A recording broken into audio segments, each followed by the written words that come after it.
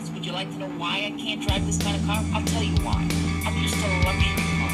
Have you ever heard of a luxury car? You know what luxury means? Have you ever heard of Cadillac? Cadillac Eldorado? That's what I call it. Drive faster! Turn the radio up! Drive faster! Hi, everybody. Welcome to another episode of Stage Diving with Scotty. My guest today is Paul from the band Sterling. Paul, welcome to my little show here. Thanks so much for having me on, Scotty. Yeah, no problem. Now, everybody, just to let you know, Paul and I have been conversing for a while now, but now we finally got to sort of talk one-on-one in a way, and it's kind of exciting because, you know, we talk about just about everything with the music and whatnot, and now we finally get the chance to meet up, and it's finally, again, it's kind of exciting to actually meet face-to-face. So, anyway. We're officially friends at this point. Yes, it definitely, yes. That's why I like to see it as well. Because 280, your song 280, okay. The intro is from Buffalo 66, right? Yes. Yes. Oh, so you're pulling, okay, sure. You definitely caught me off guard with it. Most people aren't even familiar with the clip or the movie at all. I love it. You understand, that's another thing too that just totally got me into you guys as well. It's like, I know that quote. I know that freaking movie. Sure.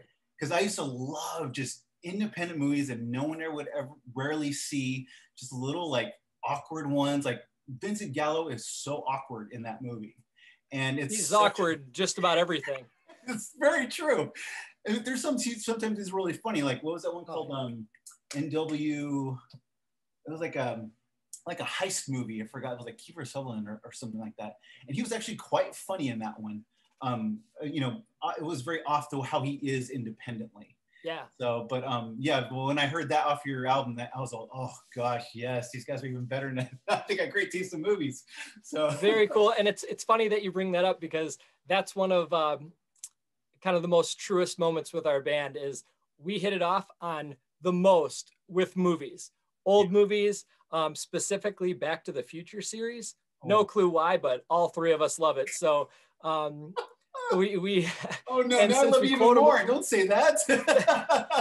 Since we figured out you know, we quote them all the time at practice, and when we're playing together, it's like, why not find a way to just throw some of this in our music? I love that. So great, dude. That's because when I was at my old band Solace, our bass player Jonathan, it was huge on pop culture, movies. We all like kind of similar things. We'd always quote like Monty Python while we're playing, or you know, or just something else, or just any kind of movie reference we can throw it at each other just to kind of get a good laugh and break up any tension that there is. Well, now I have to run with movies. You brought up Monty Python. In the Holy Grail, it's even like the little things that no one picks up.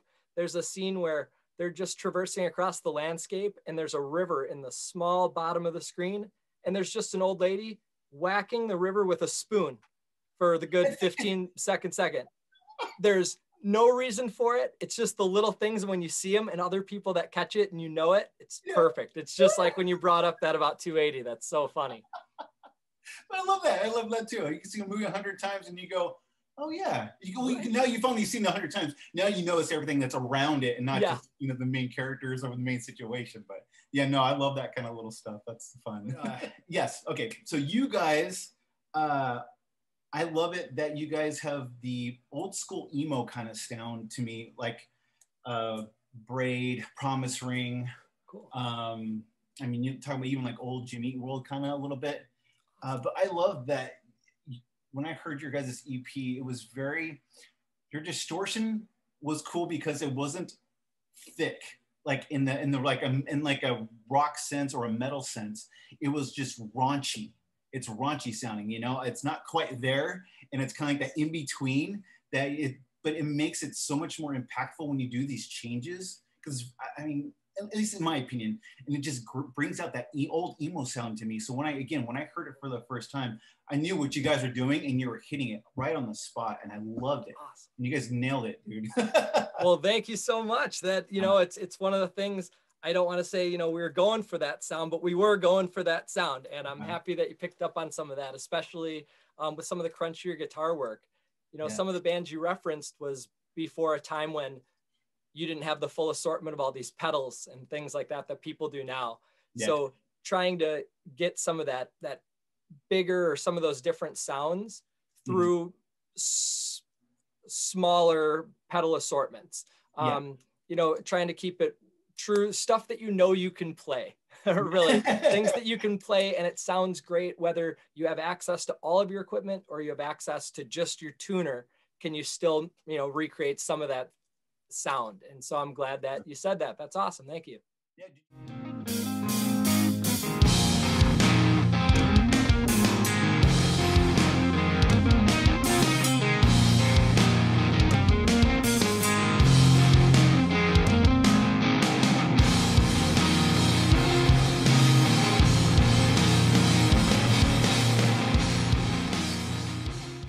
I mean, have you guys done that with your sound now? Or are you kind of like, or kind of keeping what you did before? Or how are you guys doing this new stuff that you guys are working on? Sure. Well, it's a longer story just because of we've had a small lineup change. The dynamics have shifted a little bit.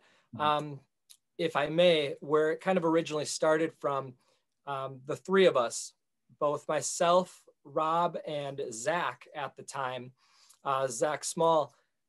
It was originally, Sterling was originally kind of a project that just Rob and I were working on through COVID. And we didn't know where it was going to be, if we were ever going to be able to play it, if anything was going to be able to see the light of day. That recent? Yeah, we started, we got together as a band. Rob and I met for the first time a year ago, June. So, oh, wow.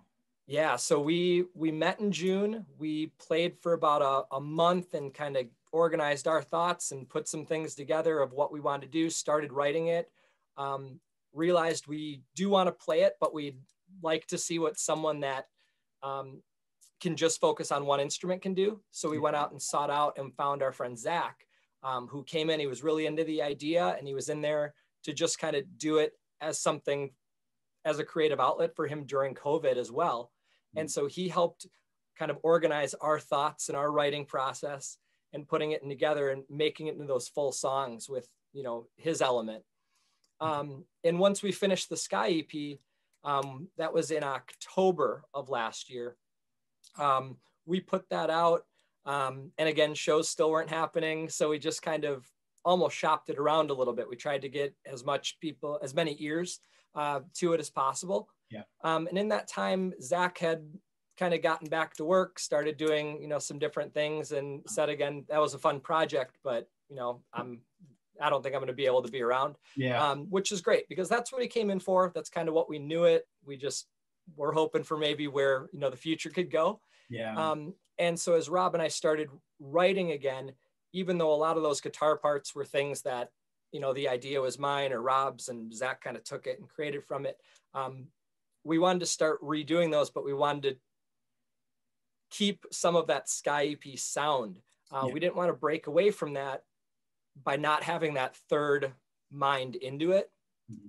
So we kept the same use of some of the pedals. Zach used a different overdrive that Rob does. So we switched that out. So we kept some of the same pedals so we can have some similar sounds into it. The amps we use are all the same. So we knew some elements were going to be similar, but now that we had a little bit more going between the two of us, a little bit more dynamic, it was very easy to communicate now. So we could write differently and write better. And we were a little bit easier to share some different ideas that we, you know, hadn't talked about before. I push a little bit of a faster, louder, kind of darker, angrier side of music, and Rob gets a little bit more of the experimental side.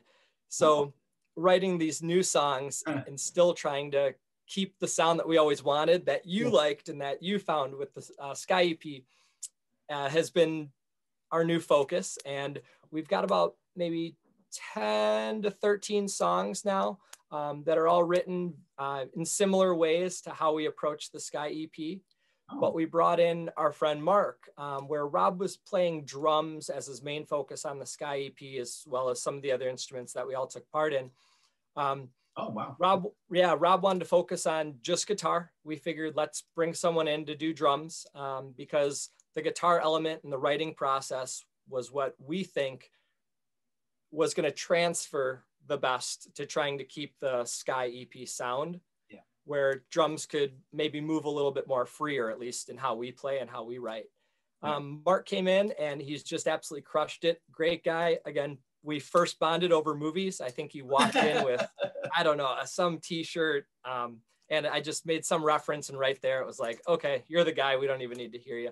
But it was awesome. So going back to what you originally said is, you know, that newer sound is, it'll be interesting for people that are used to the Sky EP, that have gotten used to that sound, to know how they're going to feel about this new one, and to feel if they're, to hear if they feel the same way we do about it, that it's a very clear path, but it's that forward future path of Sterling. No, I got you. No, I get you. Cause it's hard because it's almost kind of daring in a way as well, because yes, people are so familiar with the Sky EP.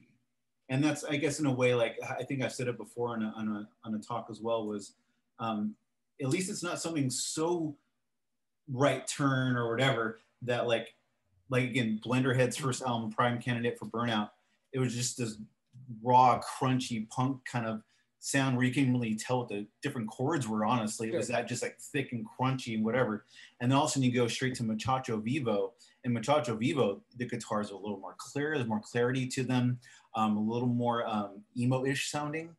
Okay. And you're just going, what happened to Blenderhead, where Bill was screaming his brains out, and all of a sudden it's like this emo Bill, and just, it was such a drastic change, but it was still where they were progressing to. It was their sound, they were progressing, because even that one's different than Figureheads of the newer one that was after that. I script the name all the time.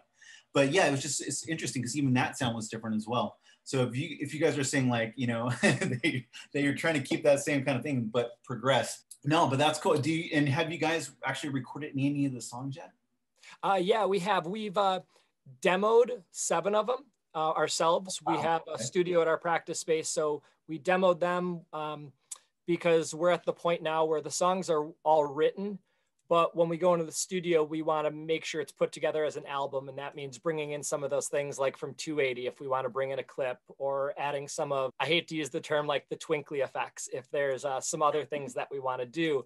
Now's the time where we can go back on those songs and listen to them in a clear, well-written manner and see if there's a different element that needs to fill a space, or something else that would help enhance that bridge or that chorus.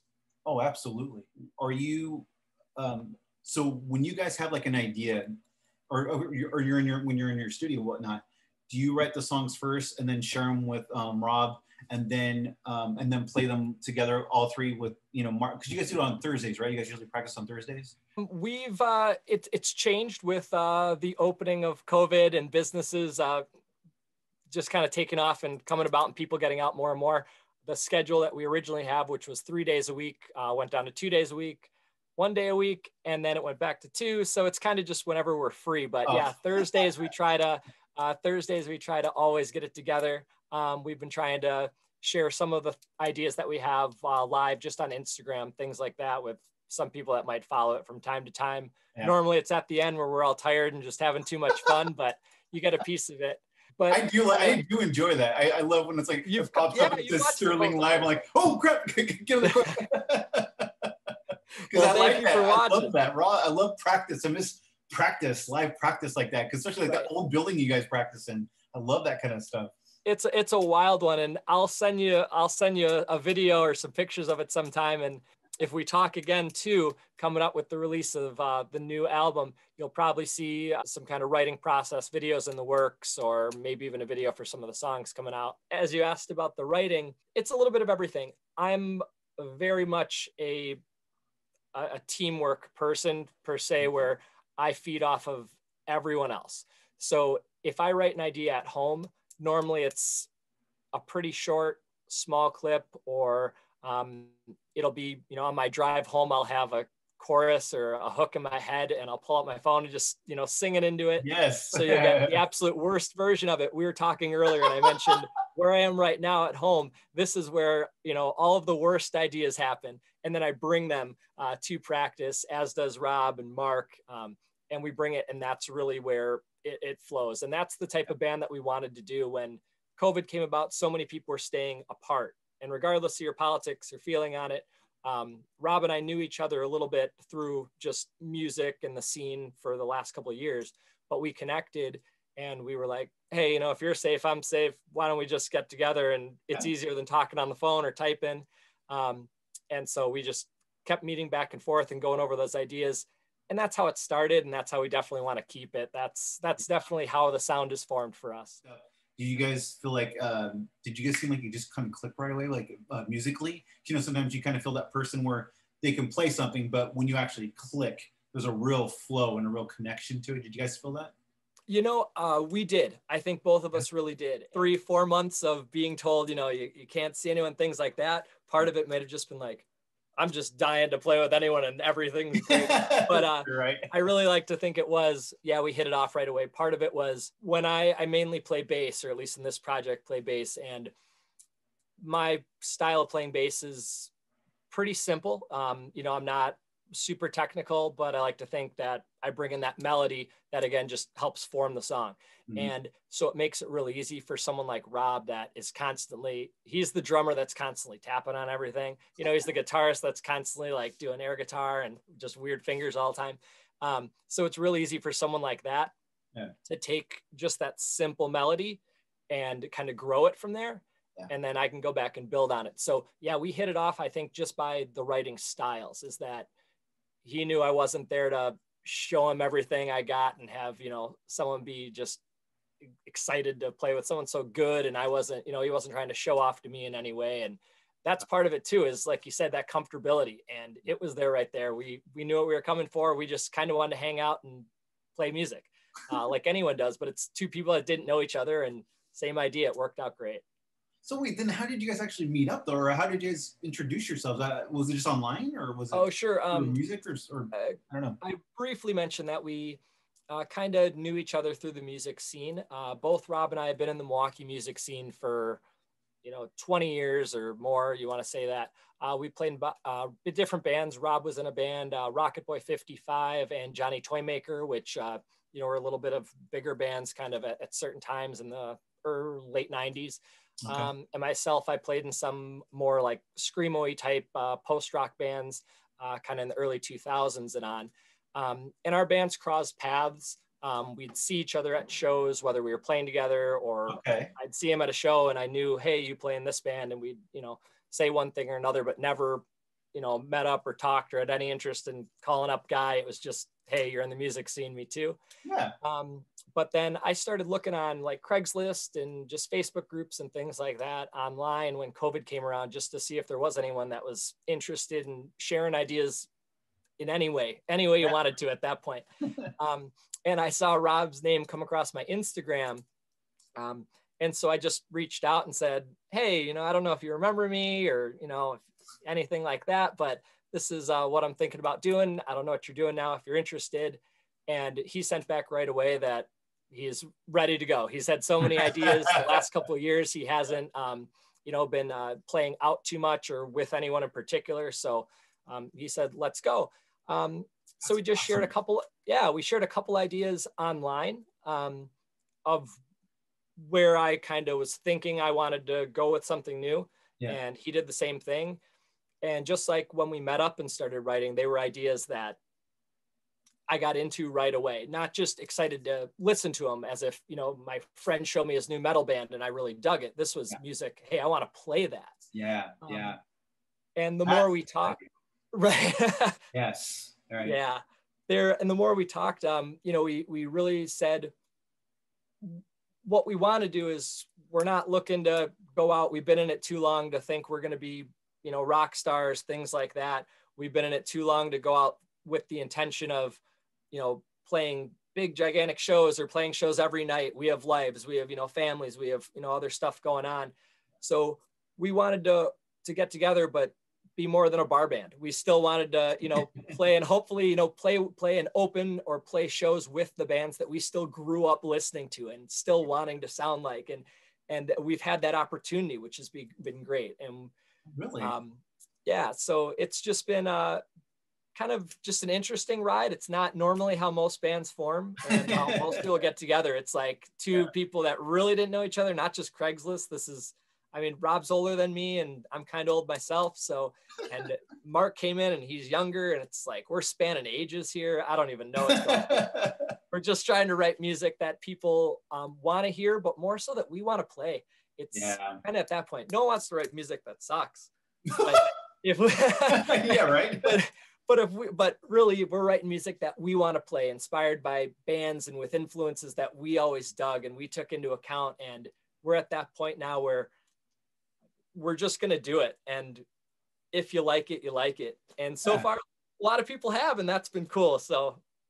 No, that's great. Have you guys been able to play some live shows to kind of work the new stuff out, kind of a thing as well? Yeah, with just the new stuff, since Mark came in, we've only done one live performance, which is pretty cool. Okay. Outdoor event, pretty neat. We have a couple things booked coming up, but before Mark joined and kind of since the Sky EP came out, Rob and I have done a couple things, just acoustic shows, where we've played kind of just around the southeastern area, which has been cool, just to keep our name out. We want to stay active. We don't want to, have this whole thing and then, turn out the lights for almost a year and then try to come back on it again. So just to stay active, we've done it. And so that was another thing kind of weird when Mark came about, is we played 6 to 8 of those songs the same way, just the two of us, where we knew our cues, we'd heard it in our heads just the way we're playing it. And then when you get a drummer in it, it changes everything. You want to almost rewrite that song because, I mean, you know how it is. And it's, wow, okay, we can put a stop there. Or my strum pattern's got to change because I can't, it sounds crazy when a drummer's, doing a straight pass. So it's been a lot of fun. So since Mark came on board, though, it's just one thing live and then booking as much as we can. So starting in August, we're kind of go in anticipation for recording, which we just booked for October again. So. Oh, that's right. So we're staying, I don't know, annually. Well, are you planning on doing just like a small EP or an EP or an LP? What do you guys think? At this point, we have enough that we could do a full length. Yeah. But I think with the nature of, I hate to say the nature of music and kind of the music game today, it seems like it almost makes more sense for a band like us, or at least, I don't want to say in our market, to record everything. We're going to record hopefully 13, and then we're probably going to release it in small doses. So probably another EP. And then as things go, if we're playing a lot and we're growing a lot, which we certainly hope we do, then it would give more pause to maybe release it as a full length, or maybe 10 songs and have 3 that you could maybe release at a later date, or do a separate video for, or one that just goes to we just had a live song on a compilation CD out of Chicago, and stuff like that, where you just have a song where you can put out specifically to help or assist in a different way, or a song for a cause, or whatever you want to do with it. So we're going to record all the material. What we do with it at this point, too soon to tell. And that's the hard part, because you're not quite sure what it's going to be, and because everything's changing so quickly too, it really is hard to kind of just gather kind of stay with the change, I guess, in a way, as to put it, because it's so infrequent. It's always changing. And even for us, we're just now finally getting the master to the album. And we're doing that where we have a full version of one of the edited songs, so as a 12th bonus track. Sure. And it's hard because we were kind of debating about too, of like, maybe should we just split it into 2 EPs? That way we have something a little later on. So it's just, a little drawn out a little bit, because it's been almost 2 years for this freaking thing to come out. My God. No, I'm on board with that 100%. Okay. Definitely. When we recorded the Sky EP, because like I said, at the time, we didn't know where and what could come of it. We didn't know where music was going to be. We didn't know if live was coming back. We didn't know anything. So really, when we wrote songs, we took out of maybe the 9 that we had at the time, and we took, the songs that we just felt were the best, the ones that we liked the best. We thought the ones that kind of flowed the best out of all of them. And believe it or not, I feel like there's some outliers on that EP where I'm like, we put that in with all of those. But we felt like those were the best. And so when we were writing these new ones and we talk about recording now, that was one of the things we thought is, all right, how can we bring these songs together into an album? Do we want something that we're thinking about it as a whole album, but whether we do it or not sure. But I don't know. I almost want to say we try to write it as if we were playing a show. We don't want downtime in between the songs. If we can get something to ebb and flow and bring in, not necessarily some concept album, but if you can, give a feeling to the album as opposed to a feeling to a song, that would be really neat and really interesting to do. Yeah. And like you said, when you break it up like that, you put all this time and effort into creating that sound of an album when you might only be having people listen to it as the sound of the song. Yeah. Which is unfortunate, especially when you've been working so hard on it, but I mean, it is what it is. And you just kind of adjust, right? You kind of just accept. That's right. That's why you just hope that you just write only good songs. It doesn't matter. Well, when you guys did the Sky EP, did you have extras that you just didn't? Are you going to use any of those extras that you're talking about? Did you use to throw on this new album, or did you kind of just toss them away like, nah, forget it, we're not going to use those ideas after all? So what we ended up doing is we kept a lot of the ideas. We scrapped the songs as a whole because we felt the way they were written. When we brought in Zach, and Zach came in knowing in Sky EP that he was going to kind of be part of our project for that point in time. And so if he's not going to be part of this project, if we're going to bring someone else in, let's have their part of our project too, not somebody else's. So we took those ideas that we had that were full, complete songs. And like I said, Rob jumped over and said, all right, I'll try to play those just on guitar, and we'll have someone, it'll probably be easier for them maybe to fill in on the drums. So we kind of rework that song through guitar and bass. So we have 3 of those now that were kind of written as early as the Sky EP that have been reworked into kind of our new sound or our new take on that sound.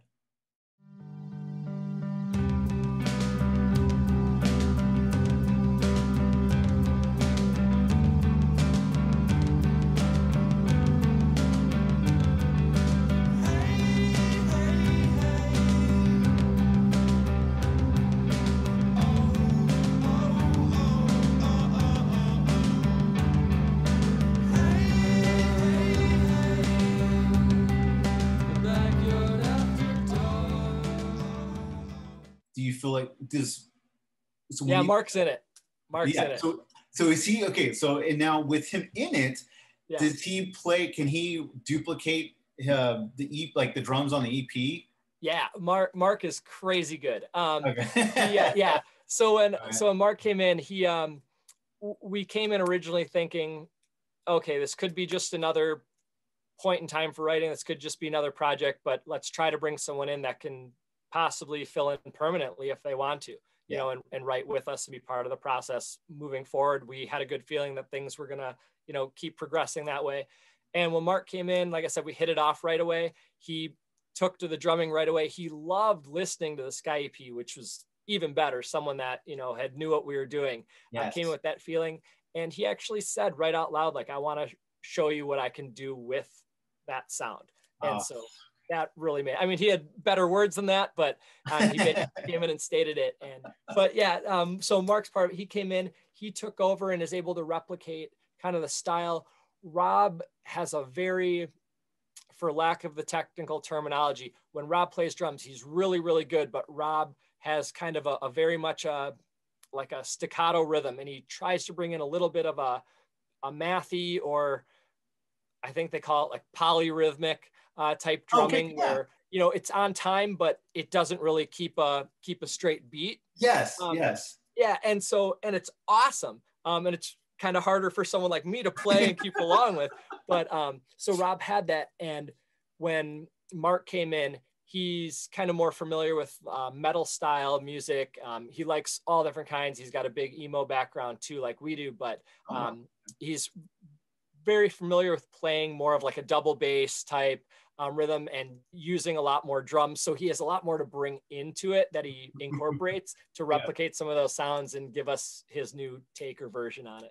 How interesting. Wow. Yeah, because that kind of been weird to kind of just see his setup and go, oh crap, well, we're about to rock.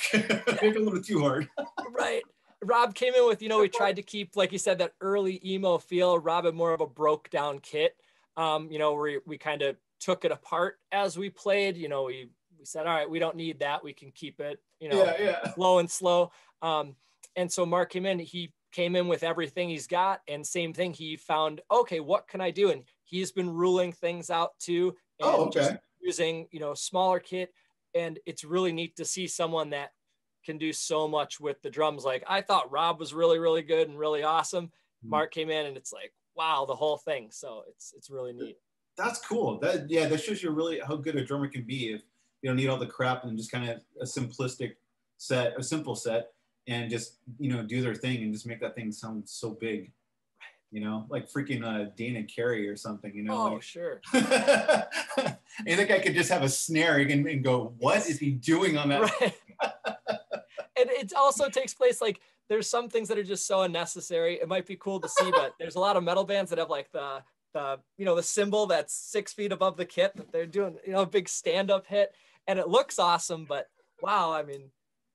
One of my first impressions of like the holy crap kind of drum set thing was an old Christian thrash metal band called Tourniquet. Okay. And there's the drummer's named Ted Kirkpatrick, and I think he's still actually with the band. I think he still keeps it together. But his drum set was just all around him, from a cowbell to a triangle to ones that are even like smaller and bigger. And like, I'm going, what is the point of all that? I mean, do you seriously play all these? But did he? And the thing is, I saw a video, and for one of their, oh gosh, I can't remember what the song was, but he played a song, and he's so quick and he's so fast that he hits just about every single little thing in his little drum solos, because they do a point in the song, and at least every other song or so, he does like this solo, whether it's how quick it is or how long it is, and he hits just about every single thing that's around him, and you're going, holy smokes, this is amazing. But it's not really necessary, but I mean, but that's them, that was their sound. But it's just that's amazing. just it. I'm all about do whatever you do. It's cool. If it's if you like it and it sounds good, awesome. And I mean, that's how we look at bands, and that's how we hope they look at us too, is, if you're doing your thing and you're killing it, awesome. So you guys plan on doing some shows, and you're going to probably keep it local, right? For now? Right now we're booked as far out as Indiana and down to Peoria, Illinois. So from us, I don't know, maybe like 200 miles. So we won't do it like just singly. We set up where we'll do like 3 shows, like one there, one on the way there, one on the way back. So we'll make the most out of it. So we have those, we're booked out into Indiana, and then we have another one booked out as far down as Peoria. So we'll have those 2 both in September. In August, we have a show in Chicago at the Burlington. And then we'll be in Milwaukee in middle of August. I'll have to check dates, but they'll all be posted.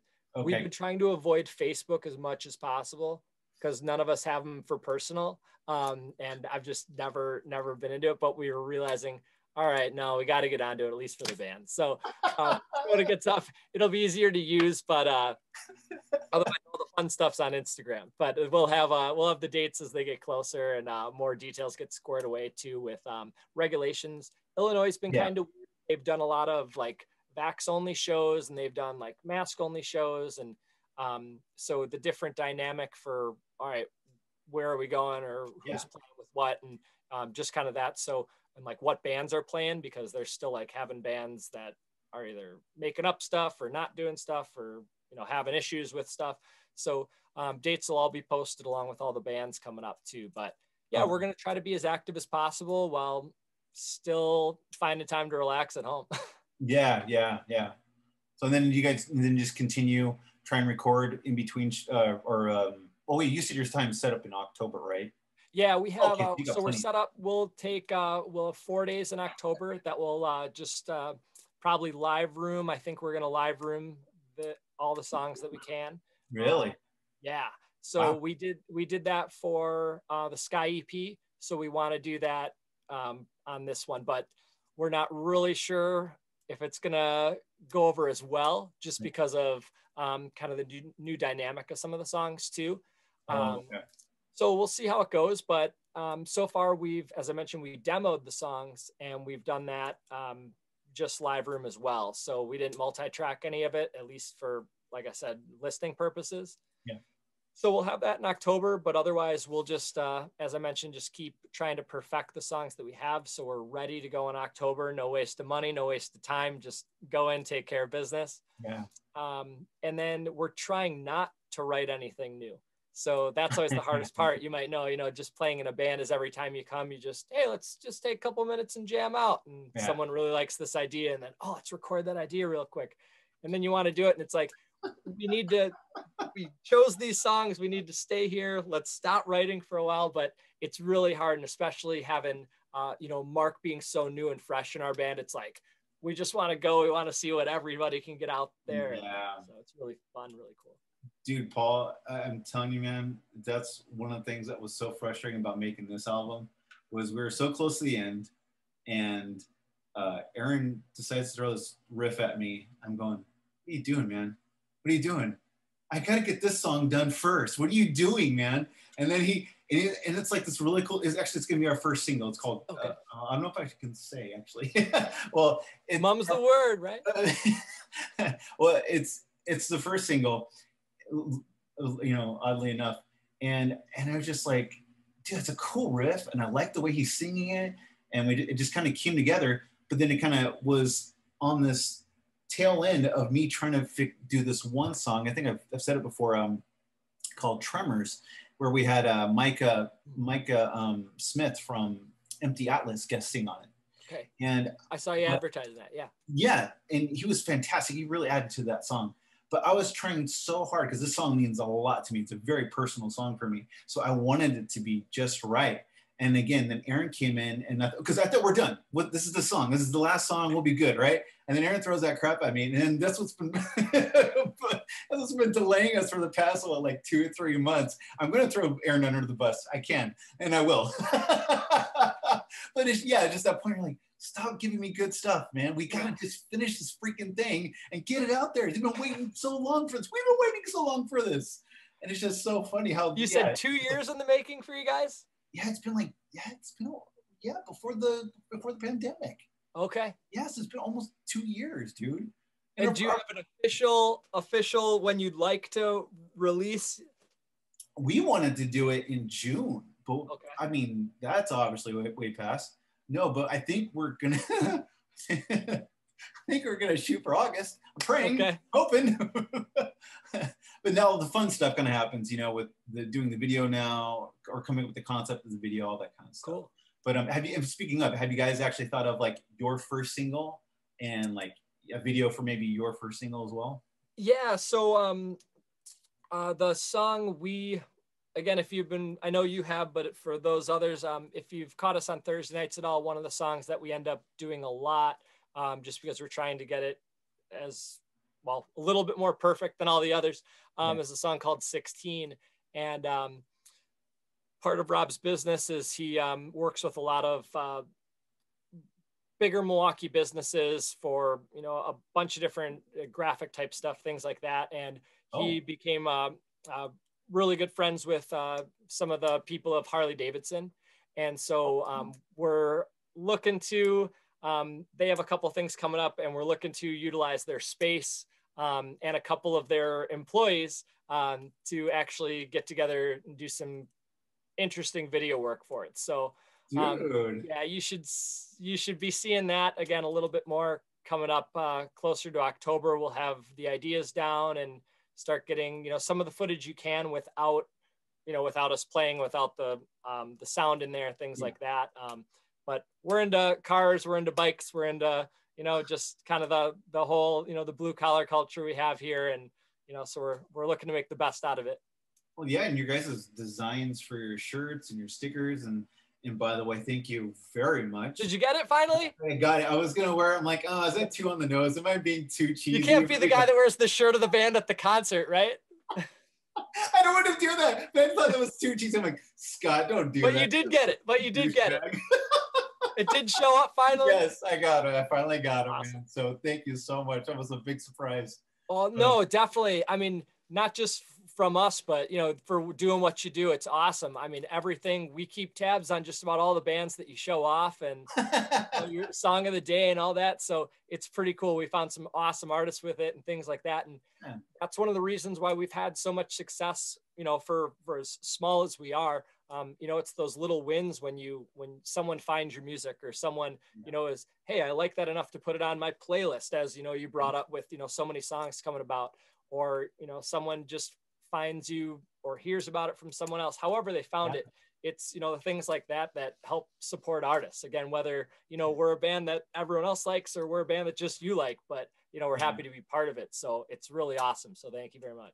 Yeah, man. And that's what's so fun about this too, is I get, like I've said before, and it bears repeating, is meeting people like you and talking with you, and you saying awesome things like that. So it's much appreciated, and it makes me feel like this is worth it, man, because that's what I want to do, is really help, the bands that aren't as well known, and the ones that are, it's the whole DIY thing. Like I was talking with the undertaking, I just see a bunch of you guys busting your tails, trying to get your name out there, trying to do videos, because it's a freaking job just to get this stuff to keep in the light, to keep relevant. So that's what I'm trying to do, and I'm appreciative when you guys say that, and I've had many people tell me that, and it makes it well worth the time to continue to do these conversations, or try and do what are you listening to Wednesdays and New Music Fridays and that kind of stuff. So because I want people to know there is so much good stuff out there. I mean, there's stuff I don't like, but a lot of times I like a lot of stuff. So, I'm sure people go, oh God, here goes Scotty with another, pick of the day.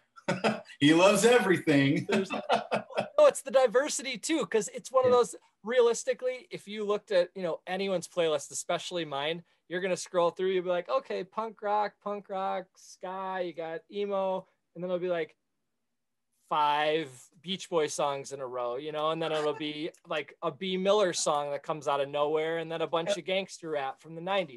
Like, it is what it is, but you know what you like, and you know what it gets you going. And like you said, paying homage to those too. It's not just listening to it, but even like you said, speaking on it. And that's why we have no problem when, people ask who your influences are, things like that, because we're proud of those bands we listen to. We're proud that we could even attempt to try to mimic some of the essence that, some of those bands gave off from back in the day. And so happy to say, oh, if someone says, oh, you sound like this, or awesome, because go listen, you're better than us, like awesome. If you like that, like you'll love that sound.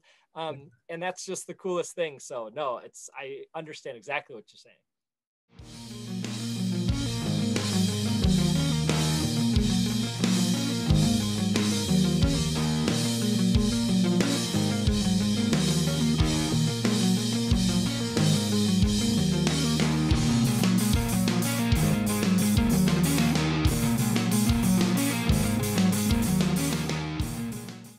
Well, then speaking of that, we'll close it up here soon, but what were some of your I know some of your musical influences. Sorry, something fell down.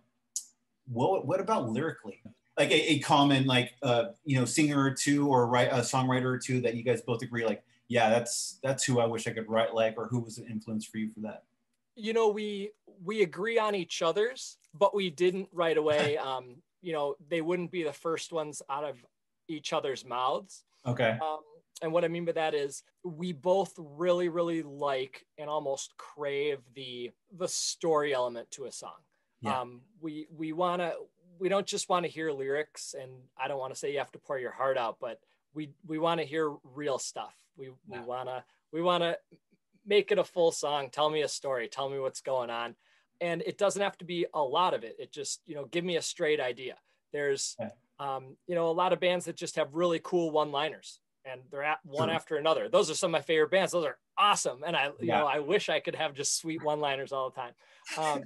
But when, when you have a line that might be really cheesy, but you can tell that he's actually trying to tell you something. He's not just writing cool ideas on paper and seeing what's going to sound the best in the song. Yeah. He's saying, this is what I want to say it, and he's saying it. Mm-hmm. So that storytelling type vibe we both really like. You brought up Mineral. for some of the minimalistic type singing that, you know, that's brought under the Sunny Day Real Estate. You can tell, I mean, that's the emo, right? They're really bringing it from the heart. That sounds so stupid right now, but, No. but, it's, No, but it's totally what it is.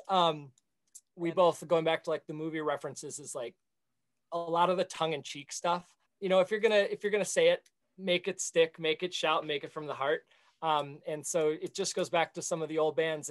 One of my favorite bands is The Ghost, not the new Ghost that wears like a Pope hat, the Ghost from Chicago, which is a Brian Moss band.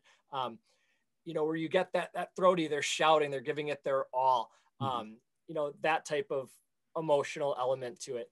We both just really dug on it. It wasn't so much, what are you saying, but show me how you're saying it so I know what you're feeling. And that's kind of a better way of saying that storyline on it. So you'll hear in our songs a lot of gang vocals, you know, because that's one of those that we all want to feel it. We want to share this line. And especially if, you know, I write a cheese ball line or Rob writes a cheese ball line, we back that up. We want to show you it even more. So we all jump on it. So you really get the point. And then you'll hear a lot of my voice. I got some weird voice stuff going on anyways, but so when I sing, it comes off a lot more like throaty, or I try to shout more just because it's easier for me to do. And like I said, I tend to write a little bit darker of a side of it. So if Rob brings up a really happy element and he brings it to my attention, he knows, okay, I'm going to jump on a chorus, but it's probably going to get, you know, darker. It's probably going to get sadder. Or it's probably going to get louder in a weird way. But it's because of that dynamic that, you know, you don't have to understand the words or think they're cool, but you can understand the emotion we were trying to convey in that real idea. Okay. Yeah, I like that. That's one thing I like about you guys too, along those lines, is I like your, when you are kind of together, and I also like your call and responses too. Okay, where you guys are kind of like one's saying one, one's going the other, and yeah, kind of combative a little bit, but yeah, you guys are also, you know, in sync in a way. So I like that kind of thing. I'm very big on call and response. I mean, and that's what we go for with it too, is that he, you know, all right, you know, Rob might say again, you want to jump in and just sing the same thing 5 times. Yeah. But if it's, you know, I think it's going to sound good. So let's just do it. Yeah, I agree. I mean, when I see you guys play, the times I have seen you play on Thursday nights, and I see you guys kind of going back and forth, it's like, I like it. Because again, it's like what you're saying, as far as whatever emotion you're bringing through it, you can sense it through that practice.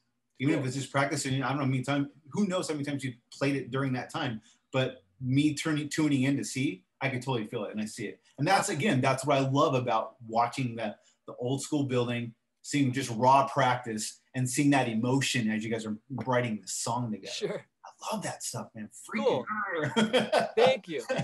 And that's really, it is, that's what it's about for us, is that it's our creative outlet. It's where we go. Like you said, it's that old building. It's an old bottling plant we're like, is that what it is? Yeah. Oh, it's an okay. old bottling plant on one side of it, which is like, when I say it's an old bottling plant, it's a really long bottling plant. And we rent a space kind of, I don't know, almost right in the middle of it. Nothing but old building for about 200 yards on either side of our space that we have, which is the old, there's like a dead forklift, there's the old conveyors, there's, you know, a bum, there's no bum there. But then on the far side of the building, is actually a government aviation development wing, which is really crazy that they have that space. And we kind of give them a wave, you know, when we roll in. Obviously it echoes all the way down to their side, and it's like they added on this brand new, it looks, I mean, probably a building the same size, but they just attached it to this bottling plant. I don't know if it's like, I don't want to get weird, but if it's like some government trying to, you know, hide their new building, but they do aviation stuff, nothing weird. I think it's just probably building engine parts, but not yet. Or aliens, one of the two. But then on the other side, it's this guy that does all kinds of mechanic work, and he's fixed up our van for us. You know, and we're hauling gear, so really cool. But then the entire like top 2 floors are again just old bottling plant. I'll send you pictures sometime. It's great. It's like the wildest, creepiest, most bogus thing. There's we have a lot of problems with our name, because in Milwaukee we had Sterling Brown, who was a Bucks player a couple of years ago, that well, kind of maybe at the height of a lot of this stuff that's going on. He had some trouble with the police for, you know, they weren't doing what they were supposed to do, all that kind of stuff. And so it hit the news and really spread out. So anytime you Google search or YouTube search Sterling, Milwaukee, you're going to get like 10 pages of stuff about that. So we're buried. But if you can ever find our YouTube link, I think you can do it from like our Instagram account. We actually have, I hope we have a video that we actually shot ourselves just for fun for Condor Flight School off of the Sky EP that we shot through some of that bottling plant. And you can see some really wild stuff going on in there. Oh, let's check it. I haven't seen that. I'll check that out. Yeah. I was gonna say it sounds like a cool place. It'd be fun for a simple music video. Yeah. We'd actually, we'd love to actually do some stuff with some other bands, just almost like a kind of a weird show. Oh yeah. Just have a couple bands in and just rock out in an old warehouse together. Dude, but you'd be surprised. I'm sure you know that. I think a lot of people would be down for that. Oh yeah. That's the stuff. Yeah, it's just finding that right time. Yeah. It's like, what was it? The Swingers? And speaking of, references, like Swingers wasn't like the best places, the ones you can't find or something Vince like that. Vaughn, right? Yeah. Oh yeah. Yeah, well, hey, bring the spacing effect down for a video, man. We'll hook it up. Oh man. I miss playing live. I mean, I think I've said that a few times now, but I miss playing live because I see my friends that are in bands and see you guys playing and practicing. It's like, gosh darn it, man, I miss that that feeling. I miss that energy. That truly is. There's nothing like it. I mean, anyone that's played before, anyone that's been on a stage before. I don't, whether you're playing music or singing the, chorus line or whatever. There's being up on stage. It's not even for some people it might be like the rock song. There's just nothing like it. Like you can't think about anything else except that moment. Yeah.